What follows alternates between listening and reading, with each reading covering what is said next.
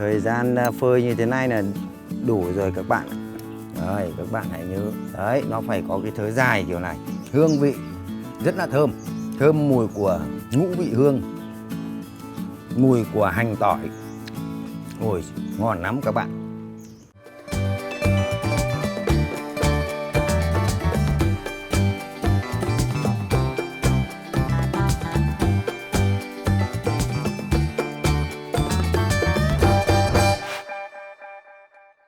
Các bạn ơi, tôi hôm nay giới thiệu với các bạn một món mới nữa là thịt bò khô làm bằng nồi cơm điện nha.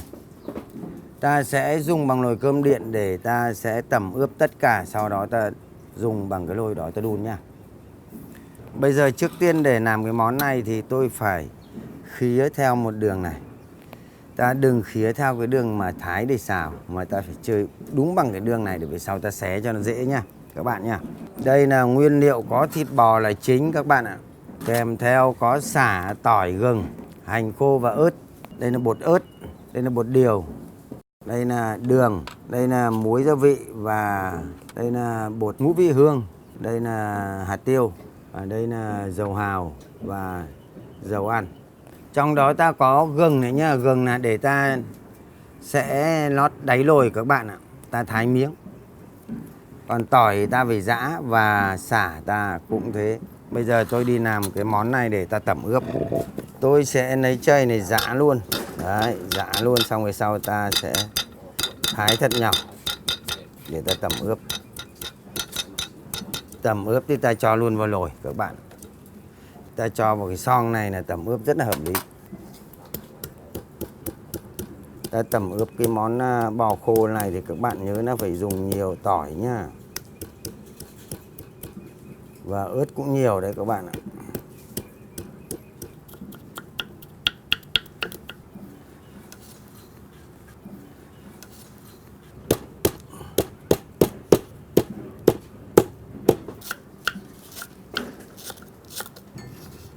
Tôi đã làm xong cái sả rồi. Tôi thái tiếp cái hành khô các bạn.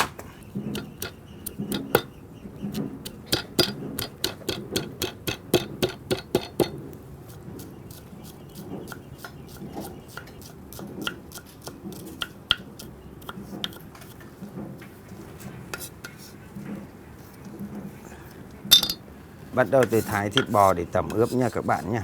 Bây giờ ta phải làm theo đúng thớ của nó nha các bạn. Thớ này là ta thái theo thớ để xào nấu. Còn thớ này là ta làm theo đúng thịt bò khô các bạn. Này ta sẽ cắt 5/4. Ta chia ra làm đôi mỗi bên.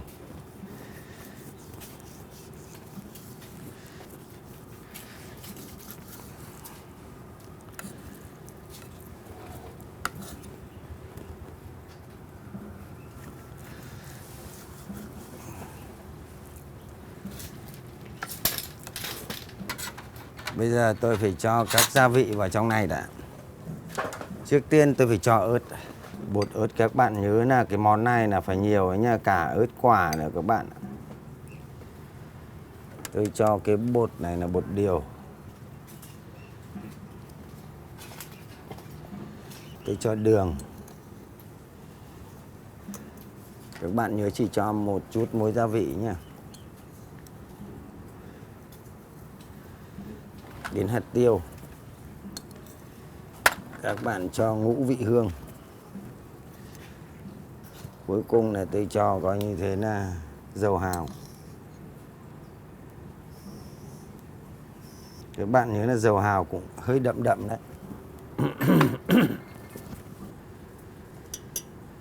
Cái dầu ta phải cho sau. Nếu dầu các bạn mà cho trước thì không bao giờ ngấm được vào đây. Vậy thì tôi phải thái nốt ớt đã. Tôi để vào trong này để cho hợp lý nha các bạn nha. Tôi để bên cạnh. Sau đó tôi phải trộn thật đều đã. Xong tôi đi gang tay thì tôi mới trộn được.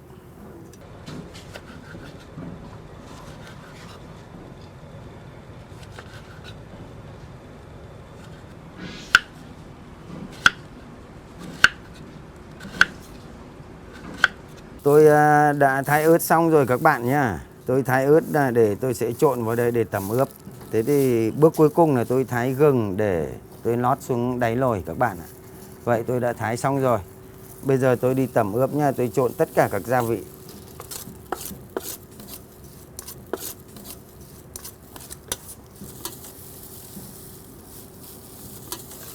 Cái bước mà tôi ướp dầu ấy có dầu nhưng mà tôi phải ướp cuối cùng các bạn. Tôi ướp tất cả các cái món này để cho thịt bò ăn, tẩm ướp hết cho thịt bò, ngấm hết các cái gia vị này đã. Sau đó cái bước cuối cùng là tôi sẽ cho dầu vào để tôi tẩm ướp tiếp để cho thịt bò nó mềm các bạn ạ. Nếu ta cho ngay từ đầu thì dầu nó sẽ bám chung quanh thì thịt bò sẽ không thể nào ăn được cái vị mắm muối các gia vị khác các bạn ạ. Vì dầu nó là chất trơn. Thế cho nên là ta phải tẩm ướp cuối cùng. Các bạn hãy nhớ là khi ta tẩm ướp cái món này thì các bạn phải đi đôi găng tay. Không là bột ớt và tất cả các cái đồ nóng mới ớt quả thì nó sẽ vào làm bồng ra tay bạn đấy. Tẩm ướp này thì phải là lâu đi nhá các bạn nhá, không phải là nhanh đâu. Đây cái món này ta phải thái mỏng hơn nữa nhá để tẩm ướp cho nó ăn nha các bạn nhá. Cái này là đúng. Tôi đã thấy dày tôi phải cắt lại cho nó mỏng các bạn. Để làm cho nó tẩm ướp cho nó được kỹ hơn. Đây như vậy như thế này là rất là vừa rồi các bạn ạ.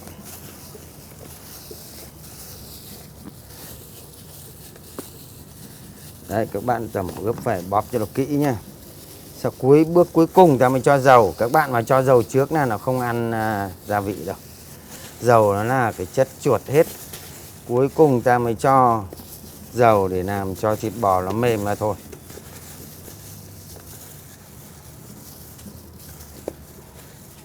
Các bạn hãy nhớ là ta tẩm ướp này để hơi lâu đi nhá. Càng lâu thì càng ngon.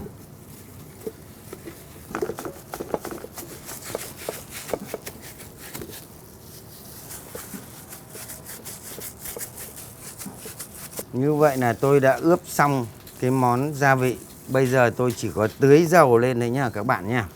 Đây là cái bước cuối cùng đấy. Các bạn hãy nhớ khi các bạn mà cho dầu trước thì không bao giờ gia vị nó sẽ ngấm được vào trong thịt bò.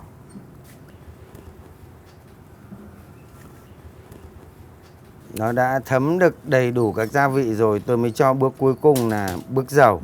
Đây, tự để như thế này, khi đó sau đó ta lật lên là thịt bò này nó sẽ ngâm hết dầu. Quá được hợp lý rồi. Cho ngấm trên xong tôi mới dở là ngấm dưới hết. Thịt bò sẽ gập mỡ, nó sẽ mềm ra các bạn ạ. Dầu mới mỡ là làm thịt bò nó mềm. Đây, tôi cứ nghiêng này rồi cũng chảy thấm hết xuống dưới. Đấy, tôi cứ để chồng miếng nọ lên trên miếng kia là dầu bắt đầu đã thấm được đủ hết. Tôi làm như thế này, sau đó tối thiểu chúng ta tẩm ướp cũng phải có độ 2 tiếng. Đấy là cái mức tối thiểu các bạn nhé. Bây giờ tôi để cho nó ngấm đàng hoàng đã. Tôi đã đi tìm nồi nhá. Các bạn ơi, tôi đã ướp được 2 tiếng rồi các bạn. Như vậy là bây giờ tôi sẽ cho gừng vào trong xoong nhá. Đây, nồi cơm điện các bạn. Ta sẽ cho vào đây. Các bạn nhớ là ta lót gừng xuống dưới nha các bạn nhé. Khi lót gừng xuống dưới được đủ rồi ta mới xếp thịt. Để cho thịt không bị bén nồi. Và cái hơi gừng lên làm cho thịt bò càng thơm. Đây là một cái cách làm mới đấy các bạn ạ. Cách này thịt bò khô nó sẽ ngon hơn rất nhiều. Đây, tôi đã làm xong, bây giờ tôi xếp thịt bò vào. Các bạn nhớ là khi ta làm xong thì khi lúc thịt bò chín ấy, thì các bạn nhớ là ta phải mang đi phơi.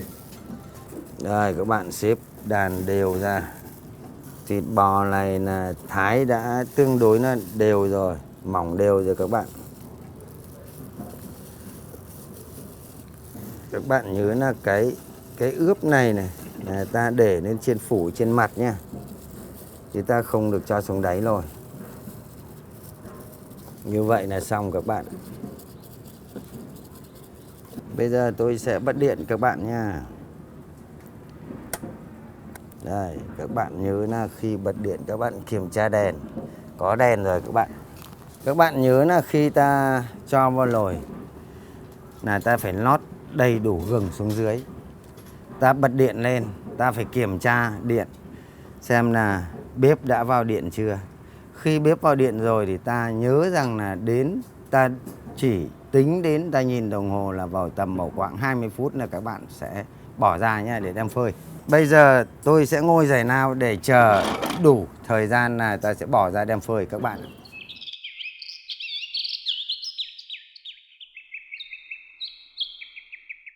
Các bạn ơi, tôi đã đun xong được 20 phút. Bây giờ tôi cho ra đĩa để cho nó ráo nhá. Sau đó tôi đem trải lên trên cái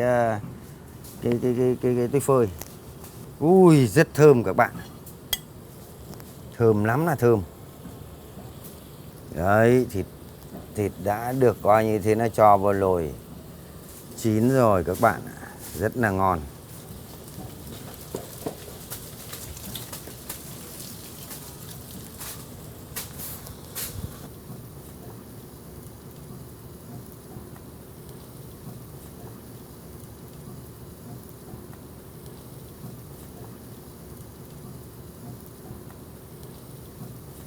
Đây, tôi cho ra đây để cho nó ráo nhá.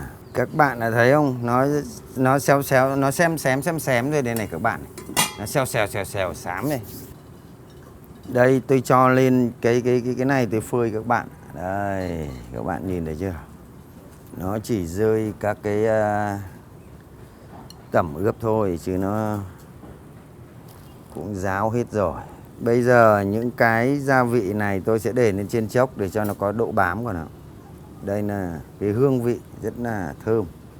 Đây, như vậy là tôi đã làm xong các bạn ạ. Bây giờ tôi mang đi phơi nhá các bạn ơi. Rồi.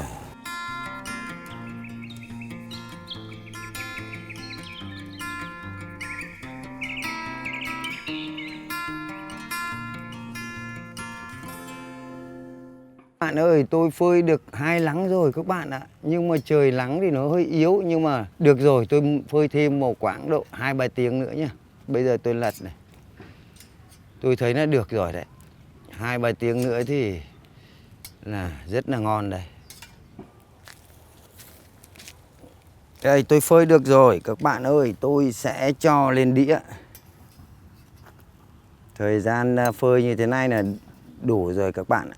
Ta không phơi nó khô quá thì nó sát lên. Các bạn bấm các bạn chỉ cần ở giữa đấy, ấn ở giữa mà thấy mềm mềm một chút là được. Chứ mà nó rắn quá là ăn nó khô lắm các bạn. Rồi, tôi sẽ cho lên đĩa nốt nha các bạn. Sau đó để vào thưởng thức. Các bạn nhớ là đừng lên phơi nó rắn quá là nó khô là nó xác hết. Thời gian này là tôi đã phơi được 2 ngày rồi các bạn. Đến bây giờ là cho vào được rồi để thưởng thức các bạn nha.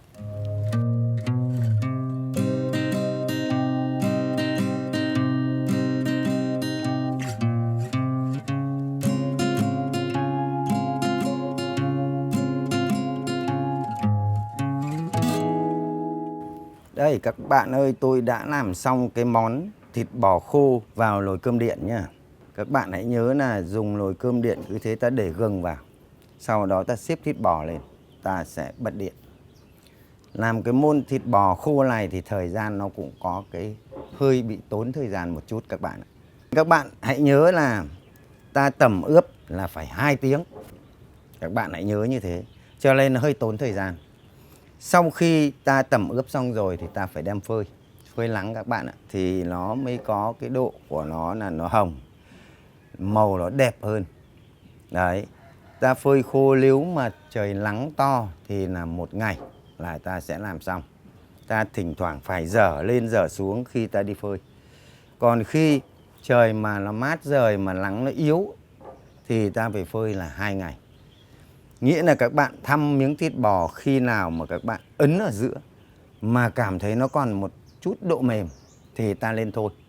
Còn nếu mà ta phơi mà rắn quá ta bóp nó không còn độ mềm nữa thì ăn nó sẽ bị khô các bạn ạ. Nó khô là nó rắn nó không còn vị ngọt nhiều, mà như thế thì nó không ngon, các bạn hãy nhớ nhá. Bây giờ tôi thưởng thức, xin mời các bạn cùng thưởng thức với tôi món nhậu này, mấy cả nhậu mấy cái món bia hơi này hoặc là bia chai, bia hộp thì đều là ngon cả các bạn ạ. Đây tôi xé ra các bạn hãy nhìn. Các bạn nhìn ở đây, đây, cái thớ thịt bò nó phải như thế này. Đấy là khi ta làm cái thịt bò khô là phải ta làm theo đúng như thế này. Đấy, các bạn hãy nhớ. Đấy, nó phải có cái thớ dài kiểu này. Đấy, cho nên là các bạn nhớ là khi ta làm thì ta phải xem để cái thớ nó như thế nào để ta thái ra các bạn nhé. Bây giờ tôi thưởng thức xem là hương vị nó ra sao. Cái này chấm với tương ớt rất là hợp các bạn.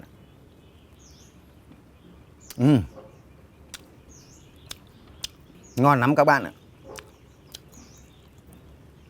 Cay vừa phải, hương vị rất là thơm. Thơm mùi của ngũ vị hương, mùi của hành tỏi. Ôi, ngon lắm các bạn. Chấm với tương ớt mà nó rất là hợp.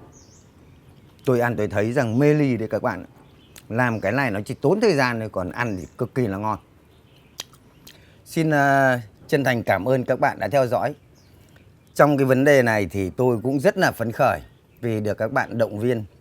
Vì vậy tôi sẽ cố gắng làm nhiều món ngon hơn nữa, bổ ích hơn nữa để giới thiệu với các bạn. Xin cảm ơn các bạn đã theo dõi và xin chào tạm biệt.